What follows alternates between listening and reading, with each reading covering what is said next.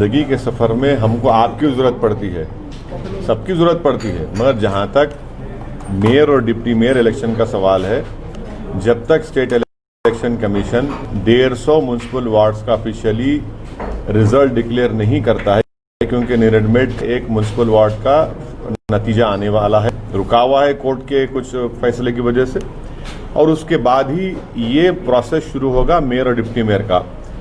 अभी हमारे पार्टी में इस सिलसिले में मैं अभी कोई बातचीत नहीं हुई है। मैं अपने पार्टी के जिम्मेदार एमएलए से तमाम लोगों से बात करूंगा, और ना टीआरएस से हमारा कोई कांटेक्ट ना हम उनसे करें ना वो हमसे किए, तो जब ये टाइम है उसके लिए।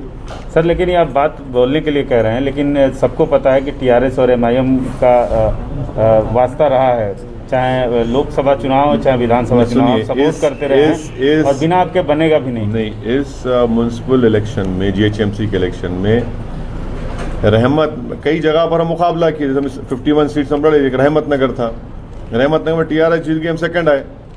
हम तो कोशिश की टीआरएस खराने की, वहाँ पर टीआरएस ने हम हमारे कैंडिडेट्स खराने की कोशिश की, तो ये बात बिल्कुल गलत है, ये इसमें कोई सच्चाई नहीं है। बीजेपी ने जो इस तरह से जो आश्चर्यजनक जीत बीजेपी की हुई, आश्चर्यजनक, और जो पिछले बल्दिया के चुनाव से देखा जाए, जो इस बार जीत हमारा 44 जीतना आपके लिए ताज्जुब की बात नहीं है। आपने तो बस कि भाई जितना था उतना अरे भाई इनका कितना हुआ, 150 लड़े ये लोग, और 36% सक्सेस रेट इनका, स्ट्राइक रेट, हमारा 86% है। ये आपको देखना चाहिए कि अगर हम लड़ लेते 70-80 तो भाई साहब फिर तो सबकी टाई कर दिए थे हम। नहीं, हमेशा आप बीजेपी की मुखालफत करते रहते हैं, रोकने की बात करते हैं। हाँ। लेकिन बीजेपी हैदराबाद में जो कहा जाता है कि आपका शहर माना जाता है, उसमें हमारे कॉन्स्टिट्यूंसी में बीजेपी कहाँ जीती बताइए। हम 44 हैदराबाद में म्यूनसिपल वार्ड्स हैं, 34 हम लड़े, 33 हम जीते, 5 साल पहले भी जीते थे। क्या किया बीजेपी ने? सर्जिकल स्ट्राइक, जिन्ना, अफगानी, रोहिंग्या, वो यूपी के मुख्यमंत्री को लाए, 3 वार्ड हार गए। अमित शाह को गृह मंत्री को लेकर आए, वो आपका घासी बाजार हार गए।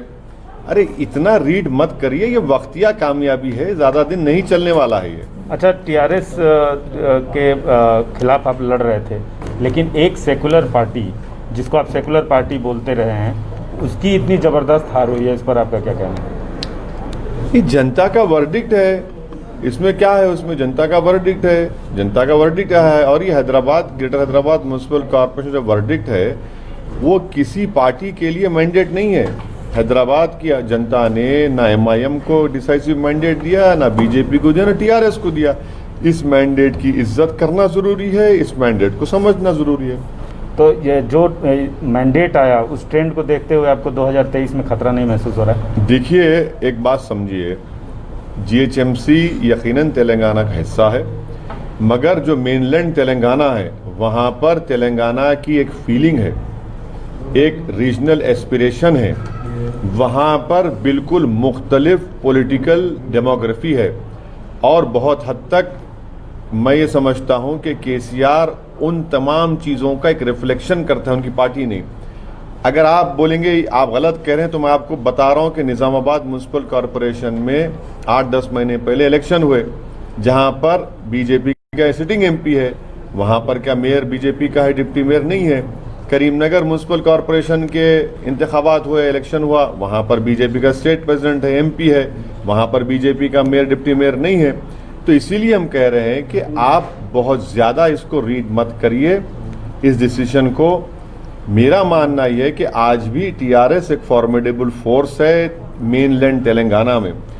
यकीनन जो नतीजा आया है, केसीआर को सोचना पड़ेगा कि क्यों ये नतीजा आया। और हमको यकीन है कि एक मंजेवे सियासतदान है, जिन्होंने अकेले अपनी इस पार्टी को खड़ा किया है, वो देखेंगे उस बातों को। मगर ये मेरा काम नहीं है कि मैं किसी के पार्टी के अंदरूनी मामलात में तबसरा करूं, उनको फैसला करना है, वो बेहतर जानते हैं कि क्या करना नहीं करना। सर, ये क्या वजह है कि जब चुनाव होता है बीजेपी आपको आप पे अटैक करती है, आप बीजेपी पे अटैक करते हैं, हाँ। और वहाँ पे बीजेपी गेन कर जाती है। आपका फायदा या नुकसान नहीं होता है, अगर फायदा भी होता है या नुकसान भी होता है, लेकिन बीजेपी गेन करती है, क्या वजह है? कहाँ बीजेपी गेन की? और सुनिए, औरंगाबाद की जो एमपी सीट थी, 22-23 साल शिवसेना के पास थी, इम्तियाज जलील हरा दिए, कांग्रेस नहीं हरा पाई थी। झारखंड में हम इलेक्शन लड़े, नहीं मिली कामयाबी, वहाँ बीजेपी नहीं जीती। अरे कितनी मिसालें दूंगा मैं आपको ऐसे। ये हमको बीजेपी से क्यों जोड़ते आप?